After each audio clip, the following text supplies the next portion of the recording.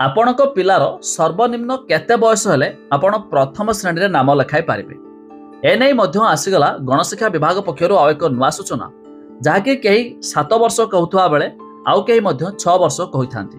ତେବେ ଏହି ମଧ୍ୟରେ ଏହା ଦ୍ୱନ୍ଦ୍ୱ ଦୂର କଲେ ଗଣଶିକ୍ଷା ବିଭାଗ। ଆସନ୍ତୁ ଜାଣିବା। ତା ପୂର୍ବରୁ ଭିଡିଓକୁ ଲାଇକ୍ କରନ୍ତୁ, ସବସ୍କ୍ରାଇବ୍ କରିନଥିଲେ ଏବେ ସବସ୍କ୍ରାଇବ୍ କରି ପାଖରେ ଥିବା ଘଣ୍ଟି ଚିହ୍ନକୁ ଦବାଇ ଦିଅନ୍ତୁ।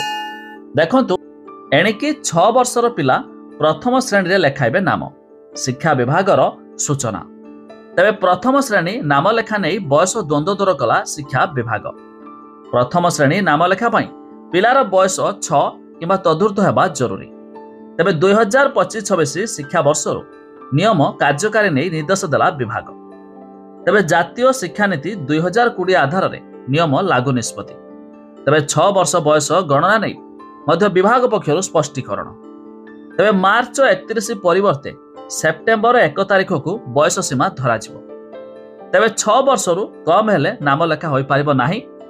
ଶିକ୍ଷାବିତ୍ଙ୍କ ସହ ଆଲୋଚନା ପରେ ବୟସ ଧାର୍ଯ୍ୟ କରାଯାଇଥିବା ଶିକ୍ଷା ବିଭାଗ ପକ୍ଷରୁ ଏକ୍ସ ଯୋଗେ ମଧ୍ୟ ଦିଆଗଲା ସୂଚନା। ତାଛଡ଼ା ଏହା ବି ଜାଣନ୍ତୁ, ପୂର୍ବରୁ ମାର୍ଚ୍ଚ 31 ତାରିଖକୁ ବୟସ ଧରାଯାଉଥିବା ବେଳେ ଏବେ ସେପ୍ଟେମ୍ବର 1 ତାରିଖ ପର୍ଯ୍ୟନ୍ତ ବୟସ ଧରାଯିବ। ଅର୍ଥାତ୍ ଯଦି ଆପଣଙ୍କ ପିଲାର ବୟସ ସେପ୍ଟେମ୍ବର 1 ପର୍ଯ୍ୟନ୍ତ 6 ବର୍ଷ ହେଉନଥିବ, ତେବେ ଆପଣ ନାମ ଲେଖାଇ ପାରିବେ ନାହିଁ ପ୍ରଥମ ଶ୍ରେଣୀରେ। ତେବେ 6 ବର୍ଷରୁ ଅଧିକ ହେଲେ ପ୍ରଥମ ଶ୍ରେଣୀରେ ନାମ ଲେଖାଇ ପାରିବେ।